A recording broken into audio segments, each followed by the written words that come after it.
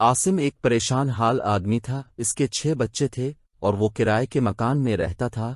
وہ کسی نہ کسی طرح کرائے کا مکان حاصل تو کر لیتا، مگر کچھ ہی عرصے میں مالک مکان بچوں کی تعداد سے تنگ آ جاتا اور کسی نہ کسی بہانے سے عاصم کو مکان خالی کرانے کا نوٹس دے دیتا۔ اس طرح عاصم ہر وقت اس کوشش میں مصروف رہتا کہ کسی طرح مالک مکان کو راضی رکھے اور ساتھ ہی نیا مکان بھی ڈھونڈ رہا ہوتا۔ ان دنوں بھی وہ اسی پریشانی کا شکار تھا۔ مالک مکان اس کی پریشانی کو نہ سمجھ رہا تھا اور نہ اس کے ساتھ کوئی تعاون کرنے کو تیار تھا۔ اس نے آخری مہلت دے رکھی تھی اور ہر دوسرے دن پوچھتا رہتا کہ کوئی مکان ملا۔ عاصم اس سے تنگ آ چکا تھا۔ وہ ایک پراپرٹی کمپنی کے کم پڑھے لکھے مالک کا ملازم تھا۔ مالک کو جو کہنا ہوتا وہ عاصم سے زبانی کہہ دیتا۔ عاصم اس کے زبانی نکات کو کمپیوٹر ٹائپ کر کے مینیجر کے حوالے کر دیتا۔ اس طرح اس کی نوکری چل رہی تھی اور تنخواہ بھی مناسب تھی، مگر اپنا مکان نہ ہونے کے باعث وہ مالی مشکلات میں گھیرا رہتا۔ عاصم اپنی پریشان سوچوں میں گم تھا کہ چپراسی نے یا کر بتایا کہ اسے بڑے صاحب نے بلایا ہے۔ عاصم کاغذ قلم لے کر اس کی خدمت میں حاضر ہو گیا۔ صاحب کم پڑھے لکھے ہونے کے باوجود زبردست کاروباری صلاحیتیں رکھتے تھے۔ شہر میں ان کی کئی عمارتیں قائم کی تھیں اور اس کے سینکڑوں کرایہ دار تھے۔ عاصم جب اس کے پاس پہنچا تو وہ فون پر کسی سے بات چیت میں مصروف تھے۔ عاصم اس کی بات ختم ہونے کا انتظار کر رہا تھا۔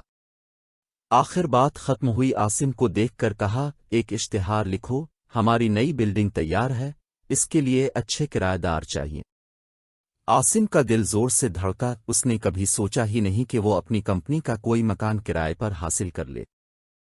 کمپنی میں اس کی اہمیت بھی تھی، مگر دوسرے ہی لمحے اس کی الفامدوحے پر پانی پھر گیا۔ صاحب بولے، شرائط وہی پرانی لکھ دینا، یعنی 1 سال کا ایڈوانس اور کم بچوں والا خاندان۔ عاصم نے ضروری باتیں نوٹ کی۔ جب وہ اشتہار کا مضمون ٹائپ کر رہا تھا تو اسے ایک خیال سوجھا۔ اس مرتبہ ہمت کر کے اس نے اشتہار میں ایک تبدیلی کر دی۔ حسن ثابت منیجر نے فائل کو سرسری انداز میں دیکھا اور متعلقہ شعبے میں بھیج دیا۔ کرائے کے مکانوں کی بکنگ شروع ہوئی تو عاصم پوری تیاری کے ساتھ پہنچا اور بھرپور کاغذی کارروائی کر کے اپنی پسند کا فلیٹ کرائے پر حاصل کر لیا۔ بکنگ کھلتے ہی لوگوں کی بڑی تعداد جمع ہو گئی۔ تھوڑی دیر بعد ٹیلی ویژن کے کچھ نمائندے بھی پہنچ گئے۔ وہ سیٹھ صاحب سے ملنا چاہتے تھے، لیکن اتفاق سے وہ ملک سے باہر تھے۔ 3 دن بعد جب وہ دفتر پہنچے تو ان کی حیرت کا کافی سامان موجود تھا۔ ایک چینل کے نمائندے نے اثر رسوخ استعمال کر کے سیٹھ صاحب سے انٹرویو کے لیے وقت لے لیا تھا۔ کئی تنظیموں نے ان کے اعزاز میں پروگرام رکھے تھے۔ شہر کی ایک بڑی اور نمایاں سماجی تنظیم نے انہیں ایک ایوارڈ کے لیے نامزد کیا تھا۔ کمپنی کے تمام لوگ حیران تھے کہ سیٹھ صاحب راتوں رات شہر کی ایک معروف شخصیت بن گئے تھے۔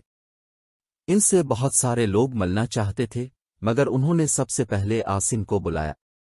عاصم کو صاحب کا بلاوا ملا تو وہ سمجھ گیا کہ اس کی ملازمت کے ختم ہونے کا وقت آ گیا ہے، مگر اسے یہ تسلی تھی کہ اسے رہنے کے لیے 1 سال کے لیے مکان مل چکا ہے، جسے 1 سال سے پہلے خالی کرانا آسان نہیں ہوگا۔ عاصم میرے قدموں سے صاحب کے کمرے میں پہنچا تو وہ بے چینی سے ٹہل رہے تھے۔ عاصم خاموشی سے کھڑا ہو گیا۔ انہوں نے عاصم کی طرف غور سے دیکھا اور کہا، مجھے وہ سب بتاؤ جو میں نہیں جانتا۔ عاصم نے ایک گہری سانس لی اور بولا، سر، جب لوگوں کو پتہ چلا کہ اپنے زیادہ بچوں والے خاندان کو فلیٹ کرائے پر دینے کا اشتہار دیا ہے تو لوگوں نے آپ کے جذبہ ہمدردی سے متاثر ہو کر آپ کو ایک بڑے سماجی رہنما کے طور پر تسلیم کر لیا ہے۔ اب آپ ایک مشہور سماجی شخصیت بن چکے ہیں۔ تھوڑی دیر میں ایک ٹیلی ویژن کے لیے آپ کا انٹرویو ہے۔ سیٹھ صاحب نے دونوں ہاتھ تشکر کے انداز میں اوپر الفاٹی اور بولے، میری بچپن سے خواہش تھی کہ اخبار میں میرا انٹرویو چھپے۔ میں نے اس خواہش کو اپنے اندر چھپا کر رکھا۔ اب اللہ تعالیٰ نے میری خواہش پوری کر دی ہے، میں اس کا شکر ادا کرتا ہوں۔ آئندہ میری جتنی بلڈنگیں بنیں گی سب بڑے خاندان والوں کو دیں گے۔ عاصم حیران نظروں سے اپنے صاحب کو دیکھتا رہا، پھر سر جھکا کر بولا، میری ایک غلطی نے آپ کو ہیرو بنا دیا اور اپنے اسے نیکی میں بدل دیا۔ تم نے جو غلطی کی ہے، جی چاہتا ہے تمہارے ہاتھ چوم لو۔